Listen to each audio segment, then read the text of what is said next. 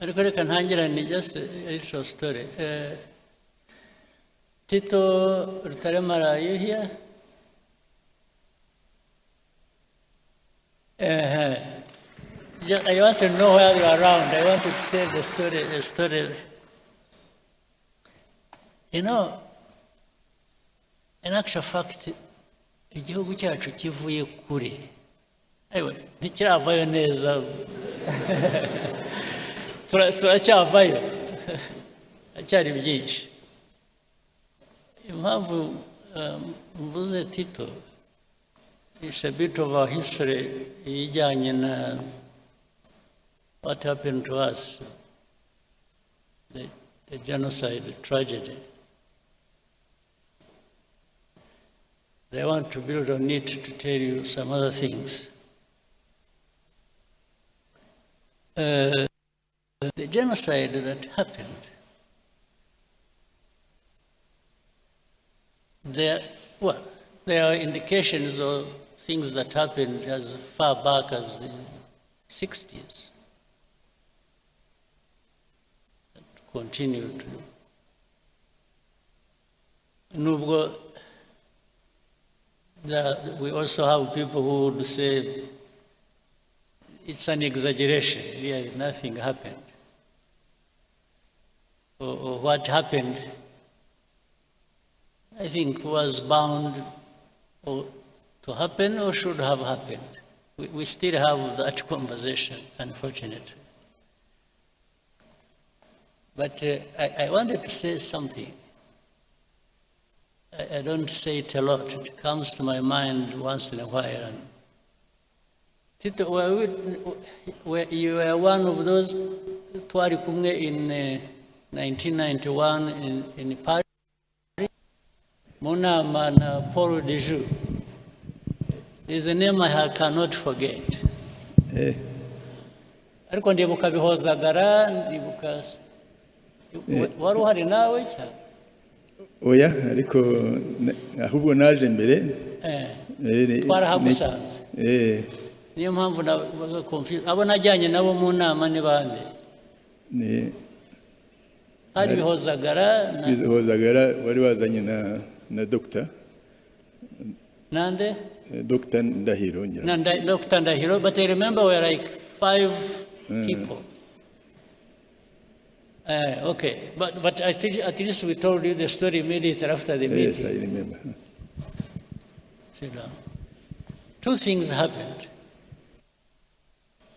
And I'm saying this because recently something else came up that was a bit disturbing.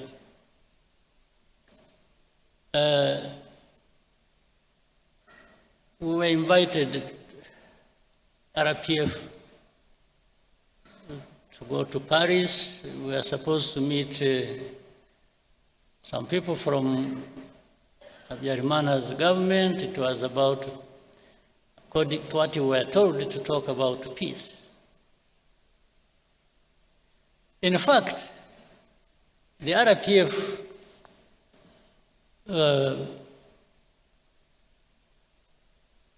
for which I was vice chairman then,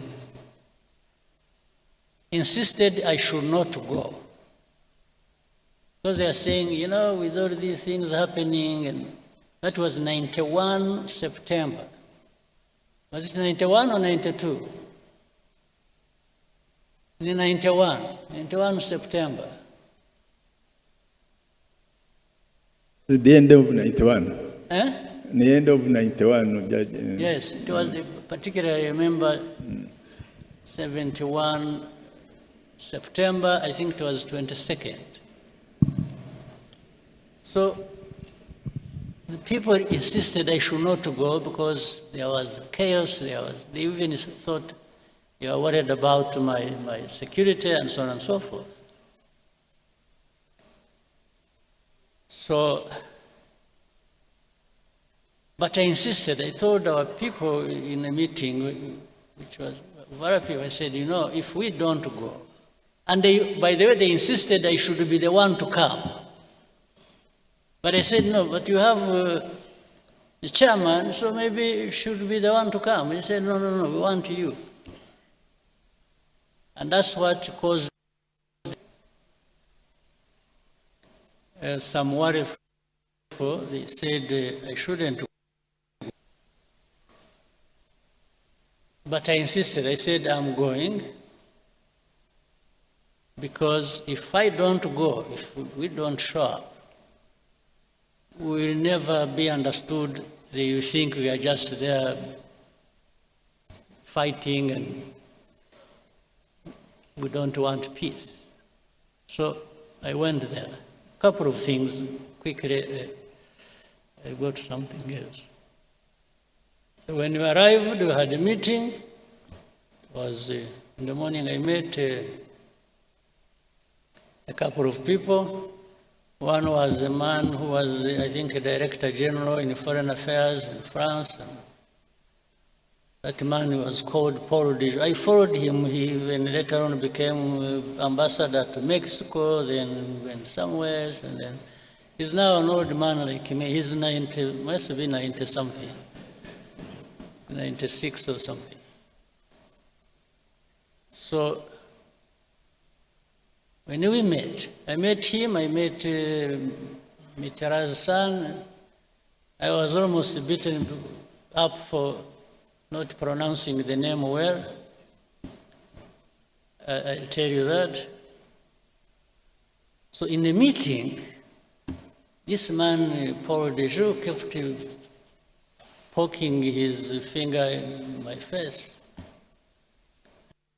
You must stop fighting. So I tried to explain. I said, you see, it's not that we enjoy fighting. We are not fighting just because we like fighting. we are fighting because I went into the history and so on. So he insisted again. Then in the conversation, it got heated up. I actually got a little bit upset. I answered back in a way. Then he said, no, you must stop fighting, because if you don't, you know, even if you take Kigali, you will not find your people. This is what he told him in a meeting. So at first I couldn't understand, I didn't understand what this man meant. You will not find your people. But directly it meant they will be killed. So anyway, the meeting happened, got finished. It was not a good meeting. And as we were going out, he accompanied us in the corridor, and then he said, hope to meet you next time but he was being sarcastic, when you are the commander of the new army of Rwanda. I said, yes, sir.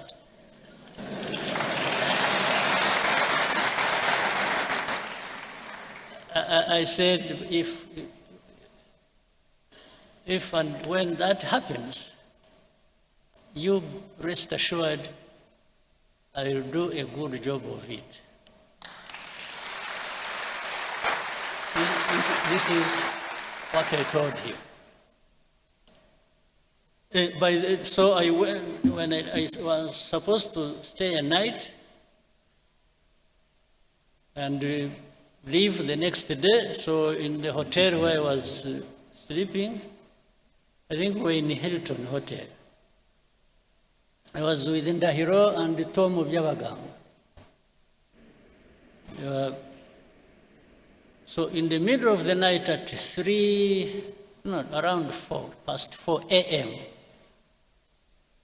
I woke up to this light in the room, and about 6, 7 people in the room with guns.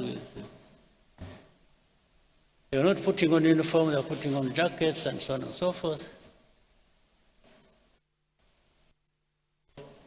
And I woke up, I said, who are you? What's going on? Then one of them said, he spoke in English. You hear him, he's even speaking English. So I was in the wrong place, first of all.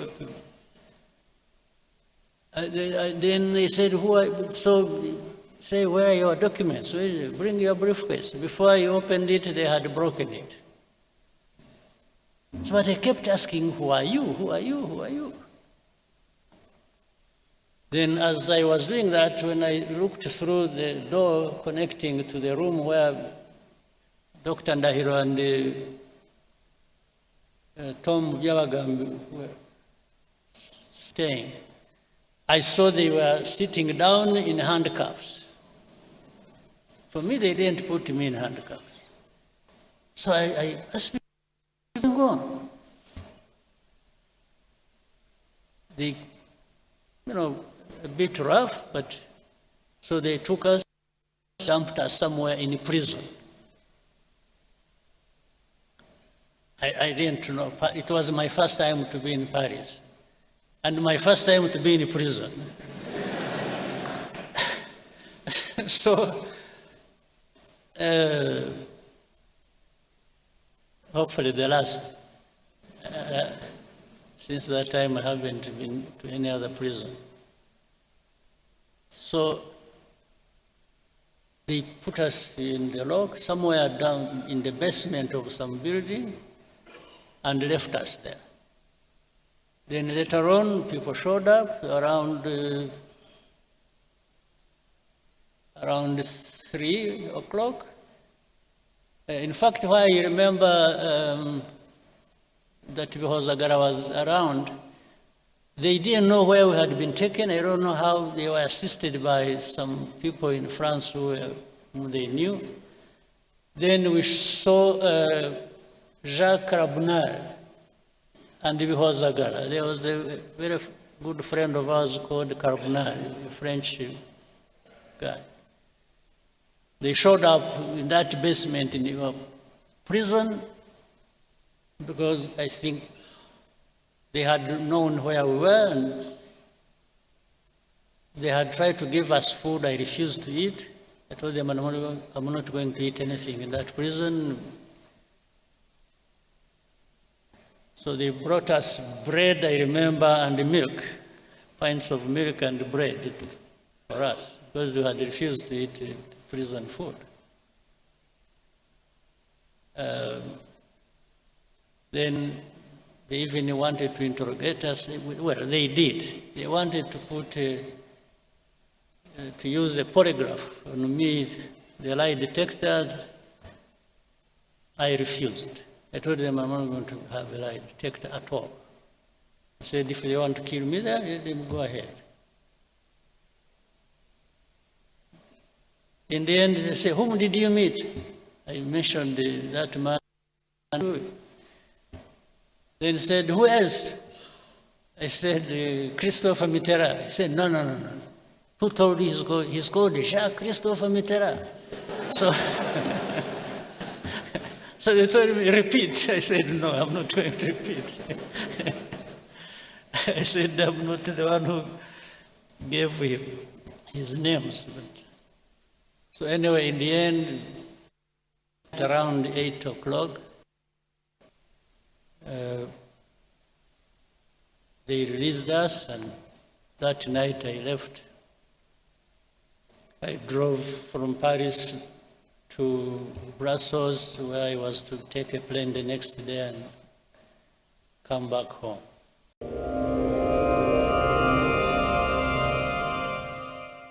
Muraho, waba uri kubaka cyangwa se gusana ukaba ukeneye ibikoresho byo kurangiza inzu yawe mu mucyo utangaje. Credo Ceramics nicyo gisubizo cyawe. Credo Ceramics bafitiye amakaro meza y'ubwoko bwose utasanga ahandi, harimo n'ayamamaye ku isi hose ya Sagi Ceramics. Tubafite n'ibindi bikoresho by'ubwubatsi birimo amarangi meza ndetse n'imashini ziyavanga mu mabara yose wakwifuza. Tubafite plafo za rangete, douche na toilette byose byiza cyane. Dusanga imbere ya gare ya Remera unyuze mu muhanda uri munsi ya station ku nyubako ya Icaro Plaza. Waduhamagara kandi kuri 0788 82 50 46. Ikirenze kuri ibyo turanabatwaza. Reka mbibutse ko indwara itera itunguranye mituweli yigatabara. Ishyura mituweli uyu munsi ubashe kwivuza wowe n'abawe. Buri rugo rwivuriza kuri mituweli rugomba kuba rubaruye muri systeme y'imibereho. Serivisi z'ubuvuzi zongerewe kuri mituweli harimo gusimburizwa impyiko, ubuvuzi bwa kanseri, ubuvuzi bw'umutima, kubaga amavi, kubaga umutwe w'igufa ry'ukuguru, kubaga urutirigongo, kuyungurura amaraso, kubaga ibice bikomeye hisunzwe ikoranabuhanga rigezweho, insimburangingo n'inyunganirangingo, guhabwa ibigize amaraso harimo umushongi, udufashi, insoro zitukura ndetse n'ibindi. Africa Bureau ni urubuga rwashinzwe n'abahanga mu by'ubwubatsi n'abahanga mu bijyanye no gukora ibishushanyo mbonera by'amazu y'ubwoko bwose bo mu gihugu ndetse n'abo hanze y'igihugu. Africa Bureau ifite abakozi babifitiye uburambe mu gutegura imishinga y'ubwubatsi mu nzego zose, ibishushanyo, amazi, amashanyarazi, interior design n'ibindi. Ibishushanyo dukora bikubiyemo amazu yo guturamo, ubucuruzi, inganda, inyubako zikorerwamo imyidagaduro, ibigo bitangirwamo serivisi nk'ibitaro, hoteli, ibiro, apartment n'ibindi.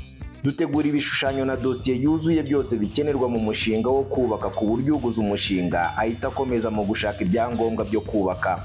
Uguze umushinga wo kubaka muri Africa Bureau website tumufasha kubona icyangombwa cyo kubaka nta yandi mafaranga atanze. Izindi serivisi zijyanye n'ubwubatsi zitavuzwe haruguru nazo zitangirwa muri Africa Bureau. Imishinga yacu iteguranwa ubwitonzi bwinshi kandi ikagenzurwa n'abahanga mu by'ubwubatsi muri buri nzego nka architect, engineers, electrician, map engineer mbere y'uko wemererwa kujya ku ipaji yo gucururizaho imishinga irangiye kandi igurishwa. Intego yacu ni uko twafatanya n'abafite imishinga yo kubaka kubona ibyo bifuza vuba, byiza kandi ku giciro utasanga ahandi. Wadusanga i Kigali ku muhanda NR5 Kicukiro Sangwa Plaza opposite ya Eto Kicukiro, cyangwa se ukaduhamagara kuri 0788899943 cyangwa ukatwandikira kuri info@africabureau.com.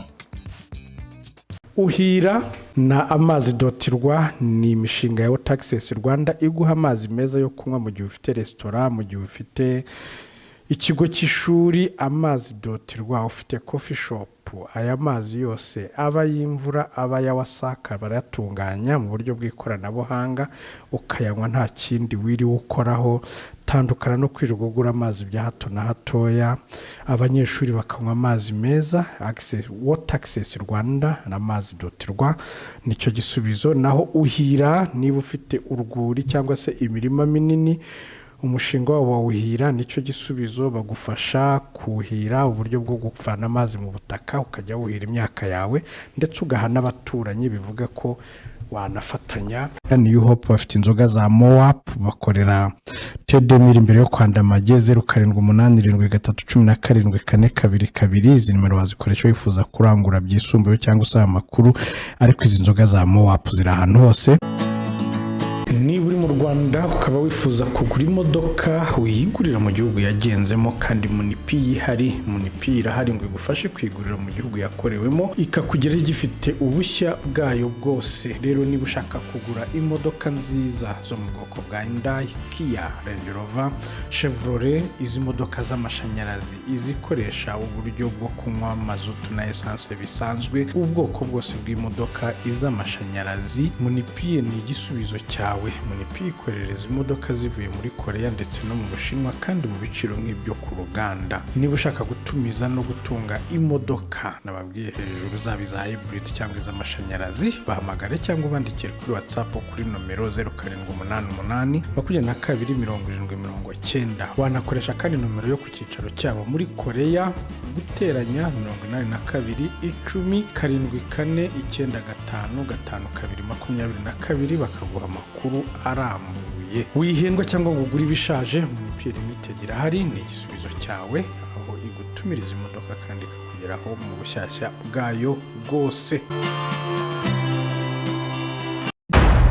Deka gusiragizwa n'abakubeshya ko bafite imitungo igurishwa. Deka nkurangire B Consultant Limited niyo yonyine gufasha kugura, kugurisha no gukodesha inzu, ibibanza, gupima no gukata ibibanza, gupima ubukomere bwa beton, gukora plaza amazu n'inyigo z'imishinga itandukanye, kubaka inzu, finissage. B Consultant kandi nakugezeho ibikoresho by'ubwubatsi, tukanagufasha gushaka ibyangombwa by'ubutaka na autorisation de bâtir. Akarusho muri B Consultant tubafitiye ibibanza mu masite atandukanye bifite autobatir, ugahita utangira umushinga wawe kubaka ako kanya. Abari muri diaspora namwe mwatwoherereza plaza inzu mukeneye cyangwa tukazibakorera ubundi mukaza mutaha inzu zanyu. Gana B Consultant mudushinga imishinga yanyu ubundi muzadushimira nyuma. Ku bindi bisobanuro mwaduhamagara kuri 0784 cyangwa mukatwandikira kuri email bconsultant23@gmail.com. B Consultant dukorera mu mujyi wa Kigali ahitwa Norvege. Dukora n'ubunyamwuga n'ubunyangamugayo. Waba wifuza kwiga hanze ku migabane y'isi itandukanye nka Amerika, Aziya, Europe ndetse n'ahandi? Niyo Turafone igisubizo cyawe. Tukorohereza kubona amashuri meza kandi yizewe, tubafasha kubona ibyangombwa by'ishuri ndetse na visa. Hari amahirwe yo kubona visa kandi turi ku kigero cya 98% cy'ababona visa. Biroroshye, birihuta, birahendutse kandi birizewe. Niyo Turafone kandi korohereza kubona akazi ku migabane ya Amerika, Aziya, Europe ndetse n'ahandi. Ku bindi bisobanuro wadusanga muri Centenary House muri etage ya 3 cyangwa ukaduhamagara kuri nimero 0788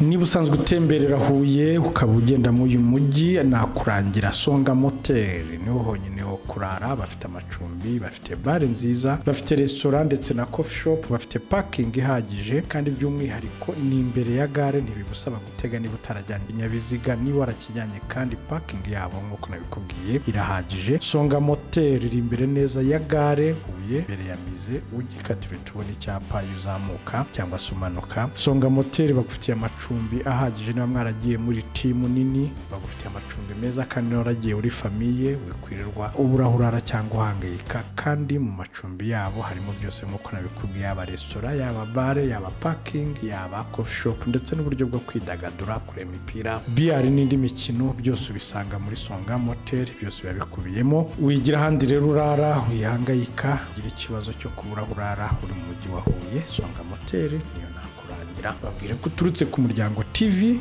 ibindi barabyimenyera, bagukorere discount kuri serivisi zose uri buhasabe. Buildescape Innovation niyo igufitiye uburyo bwiza bwo kongerera ikibanza cyawe agaciro mu bwubatsi, mu kukwigira, korera inyigo, design, igishushanyo mbonera, mu kugufasha kubona icyangombwa cy'ubutaka cyangwa se no kugukorera uburyo bwo kukubakira inzu ijyanye n'ubushobozi ufite. Igakorana n'amabanki. Buildescape Innovation igakorera i Remera, ukaba wahamagara kuri 0783335633 niyo nimero yabo wababonaho. Uburambe muri siporo itazibagirana mugezwaho n'umuryango mugari w'abakinnyi b'imikino y'amahirwe mu Rwanda. Ba umwe muri bo, 40bet, tsindira amamiliyoni aka kanya.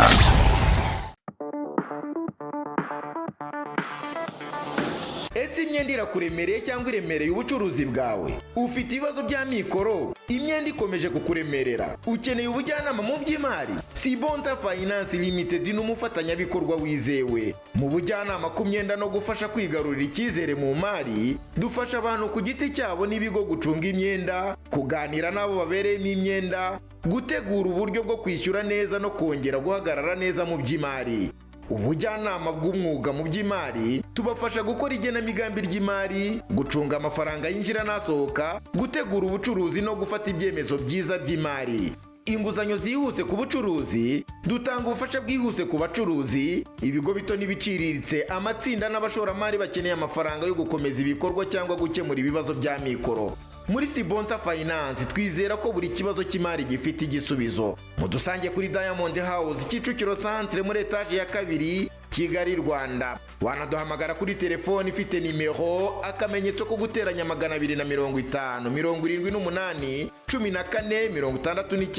69 Wanatwandikira kuri email sibontaf@gmail.com. Sibonta Finance Limited, umufatanyabikorwa wizewe mu gukemura ibibazo by'imari no guteza imbere ubucuruzi.